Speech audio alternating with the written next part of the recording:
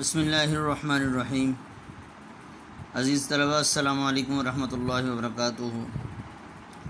آج کی اس ویڈیو کے اندر ہم حصہ نظم میں سے پہلی نظم یعنی حمد کی تشریح شروع کریں گے، اور حمد کی تشریح سے پہلے حمد کے شاعر مولانا الطاف حسین حالی رحمۃ اللہ علیہ کا تعارف پڑھیں گے۔ دیکھیں، خواجہ الطاف حسین حالی، اب یہاں پر خواجہ الطاف حسین حالی لکھا ہوا ہے اور مولانا الطاف حسین حالی بھی پڑھتے ہیں، دونوں ایک ہی بات ہے۔ خواجہ بھی پڑھ سکتے ہیں اور مولانا بھی پڑھ سکتے ہیں۔ خواجہ الطاف حسین حالی پانی پت میں 1837 یعنی 1937 میں پیدا ہوئے۔ ان کا تعلق انصاریوں کے ایک معزز خاندان سے تھا جو غیاث الدین بلبن کے زمانے میں ہرات سے ہندوستان آیا اور پھر یہیں کا ہو رہا۔ ان کے والد خواجہ ایس بخش نے انتہائی عسرت اور تنگ دستی میں زندگی گزاری۔ عسرت بھی تنگ دستی کو کہتے ہیں۔ قرآن پاک کے اندر آتا ہے ان مع العسر یسرا، تنگی کے بعد آسانی ہے، تو عسرت تنگ دستی اور تنگی کو کہتے ہیں۔ حالی ابھی 9 سال کے تھے کہ ان کے والد کا انتقال ہو گیا۔ بڑے بھائی اور بہن نے حالی کی پرورش کی۔ 17 سال کی عمر میں ان کی رضامندی کے بغیر ان کی شادی کر دی گئی۔ علم کے شوق میں یہ بیوی کو میکے چھوڑ کر دلی چلے گئے۔ وہاں سال 1.5 سال معروف عالم اور واعظ مولوی نوازش علی کے مدرسے میں زیر تعلیم رہے۔ 1856 میں حصار کلیکٹری میں ملازم ہو گئے، مگر 1857 یعنی 1857 کی جنگ آزادی کے باعث انہیں واپس آنا پڑا۔ 1857 کے بعد نواب مصطفیٰ خان شیفتہ کے مصاحب اور ان کے بچوں کے اتالیق رہے۔ اتالیق استاد کو کہتے ہیں۔ اسی زمانے میں انہوں نے شاعری میں مرزا غالب کی شاگردی اختیار کی۔ گورنمنٹ بک ڈپو لاہور اور اینگلو عربک اسکول دلی میں ملازمت کی۔ 1904 میں انہیں شمس العلماء کا خطاب ملا۔ مولانا حالی کا شمار اردو ادب کے اہم شاعروں، نثر نگاروں اور تنقید نگاروں میں ہوتا ہے۔ 1857 سے قبل یعنی پہلے انہوں نے قدیم اور روایتی طرز کی شاعری کی، مگر بعد میں حالات کی تبدیلی نے ان کے خیالات کو یکسر بدل ڈالا، یعنی بالکل مکمل طور پر بدل ڈالا۔ انجمن پنجاب کی تحریک اور گورنمنٹ بک ڈپو کی ملازمت اور سر سید خان سے وابستگی نے ان کے خیالات کو پروان چڑھانے میں اہم کردار ادا کیا۔ مولانا حالی کی اخلاقی، اصلاحی اور ملی شاعری نے اردو ادب پر بہت گہرے اثرات مرتب کیے۔ انہیں جدید شاعری، تنقید نگاری اور سوانح نگاری میں اولیت کا درجہ حاصل ہے، مطلب جو قابل اور پہلے نمبر پہ لوگ تھے ان کے اندر ان کا شمار ہوتا ہے۔ مولانا حالی نے نثر اور نظم میں کئی کتابیں یادگار چھوڑیں۔ ان کی اہم کتابوں میں دیوان حالی، مسدس حالی، جس کا نام اصل جو ہے وہ مد و جزر اسلام ہے، مسدس حالی کا اصل نام مد و جزر اسلام، مقدمہ شعر و شاعری، یادگار غالب، حیات سعدی، حیات جاوید خصوصیت سے قابل ذکر ہیں۔ اور 1914 یعنی 1914 میں ان کی وفات ہوئی۔ دیکھیں حمد کا شعر پہلا، قبضہ ہو دلوں پر کیا اور اس سے سوا تیرا، ایک بندہ نافرماں ہے حمد سرا تیرا۔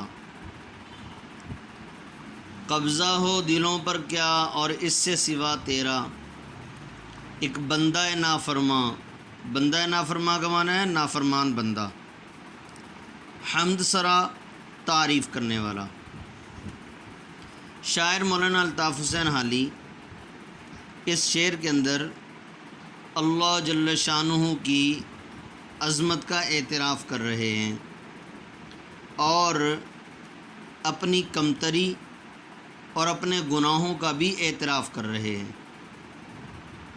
جیسا کہ ہم دیکھتے ہیں دنیا کے اندر کہ اگر مثال کے طور پر کوئی آدمی نافرمان ہو، اولاد اپنے والدین کی نافرمان ہو، اس شاگرد اپنے اساتذہ کے نافرمان ہوں، ملازم جو ہے اپنے افسر کا یا اپنے مالک کا نافرمان ہو، تو اس صورت میں اس کی طرف توجہ نہیں کی جاتی اور اس کو اس متعلقہ شعبہ سے نکال دیا جاتا ہے۔ نافرمانی کتنی برداشت ہوتی ہے؟ 1 بار 2 بار، بڑی حد ہے 10 بار برداشت کرتا ہے بندہ۔ اب استاد جو ہے شاگرد کو کلاس سے نکال دیتا ہے زیادہ نافرمانی کی بنیاد پر، اور والدین جو ہیں اپنی اولاد کو کسی وقت گھر سے نکال دیتے ہیں۔ تو شاعر کہتے ہیں ہونا تو یوں چاہیے تھا، اے اللہ میں تیرا نافرمان بندہ ہوں، بار بار میں تیری نافرمانی کرتا رہا، لیکن اے اللہ میرے جیسا نافرمان بندہ تیری بار بار حمد کر رہا ہے اور بار بار تیری تعریف کرتا ہے۔ وہ اس لیے کر رہا ہے کہ بندے کو پتہ ہے کہ میں اللہ کی نافرمانی کر رہا ہوں، اور بندے کو اس چیز کا بھی احساس ہو جاتا ہے کہ اللہ جل شانہ مجھ سے ناراض ہے، ہو سکتا ہے مجھ سے توفیق چھین لے۔ یعنی انسان جو ہے، شاعر اپنے بارے میں کہتے ہیں کہ میں بار بار اے اللہ تیری نافرمانی کرتا رہا، ہونا تو یہ چاہیے تھا کہ مجھ سے توفیق چھین جاتی، تیری تعریف کرنے کی توفیق نہ ملتی، لیکن اے اللہ یہ میرے دلوں پر اور ساری انسانیت کے دلوں پر تیرا ہی قبضہ ہے کہ بار بار تیری نافرمانی کرنے کے باوجود تیری تسبیح بیان کرنے کو دل کرتا ہے، تیری تعریف کرنے کو دل کرتا ہے۔